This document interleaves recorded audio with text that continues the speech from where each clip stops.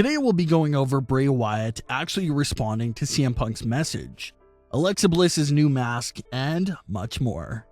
Let's start things off with Bray Wyatt responding to CM Punk. What's going on there? Well, it all started from a Bray Wyatt tweet from earlier in the week. Bray Wyatt tweeted a picture of Randy Orton punting Bray's old Husky Harris character from over 10 years ago, which showed that Bray and Randy's history goes way back to a decade ago. Seen in the comment section of that tweet was CM Punk himself. Punk posted a comment saying that he hopes Bray doesn't hold a grudge against him for all the wrong that he did to Bray from 2011. Punk even had a feud with the Wyatt family in 2013 as well, so he was joking around and saying that he hopes the Fiend doesn't come for him. Bray Wyatt didn't respond to CM Punk right away, but Wyatt did respond to Punk several days later. Bray Wyatt took to Twitter and had this to say: "Brodie would hate to see us fighting." Bray posted that caption along with a picture of Brodie Lee and Eric Rowan holding CM Punk up in front of Bray Wyatt. So Bray didn't tag anyone at all in the tweet, but the context of the picture along with CM Punk's tweet from a few days ago lets us know that he was responding to CM Punk. Telling by that tweet there by Bray Wyatt, it seems like he has forgiven CM Punk and won't come after him, especially because the late great Brodie Lee wouldn't want to see them fighting either. So it was a great subtle tweet there by Bray Wyatt that tied up those loose ends that Punk brought up. Looks like Bray has no bad feelings towards CM Punk. It was a great interaction. Bray Wyatt obviously doesn't tweet that much nowadays, and CM Punk is rarely involved with WWE topics in current day. So it was a nice little back and forth to see on Twitter. Speaking of Bray Wyatt and The Fiend, there's been a lot of new reports on Alexa Bliss as well. Reports claim that there's a lot of pitches being thrown around about what to do with Alexa's character right now. It looks like they're looking for ways to change up Alexa Bliss and experiment with her character. Majority of fans have noticed that Alexa is still acting the same, but her physical appearance has been slightly tweaked ever since Fastlane. She still seems to be the same character, but she now has that extremely pale face and dark circles around her eyes that we've been talking about for the past few weeks now. But another massive change could be on the way. Reports claim that WWE is considering a mask for Alexa Bliss to introduce yet another new persona for her. Alexa Bliss's mask has been something that has been discussed by fans ever since last summer, but it looks like it may finally be in production after all. But we know how WWE is. They can switch their entire plans and directions for something within seconds, so nothing seems to be set in stone for her mask quite yet. But it definitely seems like a realistic possibility at the moment. We've been on the fence about a mask for Alexa Bliss for a few different reasons. Sure, it would be great and interesting to see what Alexa's character would be like with a mask, but one of Alexa's best attributes is how expressive she is. Alexa's facial expressions are always on another level. She can flip between happy and laughing to this serious, cold face within seconds. But if you put a mask on her, you're sort of taking away one of the things she does the best, and that's just painting the story with her facial expressions. So putting a mask on Alexa will take away that element of facial expressions, but it obviously will still be very interesting to see what a mask would look like for Alexa Bliss. Bray Wyatt has his usual team of Jason Baker and Tom Savini that always takes care of the production for all of his masks and props. So if you put Baker and Savini to make a mask for Alexa Bliss, they'll definitely come up with something perfectly fitting for her because they don't miss at all with their projects. Their work for Bray Wyatt has always been top of the line, so you can count on them bringing that same sort of production to Alexa's mask.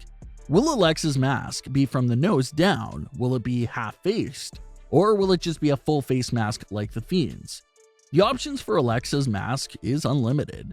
If we do get masked Alexa in the future, let's just hope that WWE can stay committed to that persona and character.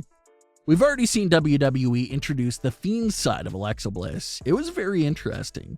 She had a sound effect and the whole arena was changing to represent the transition she went through to turn herself into the Fiend persona. But WWE hasn't done anything with that side of her since January. So let's hope it's just not something where they'll introduce this masked version of Alexa Bliss and then they just forget about it a few weeks later. If you're going to introduce a masked Alexa Bliss, just don't introduce a masked Alexa Bliss and then have no clue what to do with her after that. The appearance of a masked Alexa Bliss will easily be a big moment, so that persona deserves to at least have some sort of plans set in place for her. Alexa is great in the supporting role and manager spot for The Fiend, but it'll be nice to see Alexa get involved in her own feuds as well. How will this version of Alexa Bliss handle her opponents and her feuds? We don't really know because Alexa Bliss has yet to have a full feud herself since joining Bray Wyatt. Sure, she could have a few interactions with Nikki Cross and Asuka, but it wasn't a full-blown feud. Alexa doesn't need the title either, but at least a non-title feud will be interesting for Alexa. Just some sort of activity is desperately needed in this Raw women's division right now. Putting Alexa in a non-title feud will probably spark some life into the Raw women's division that basically feels non-existent in the current moment. Andrade's last few interviews since being released from WWE have been very informative. We already covered the entire false pregnancy that WWE put Charlotte through, but now Andrade is opening up about WWE rejecting Charlotte Flair's idea, and that was quite surprising. Charlotte has even talked about this before, but not into the detail that Andrade did.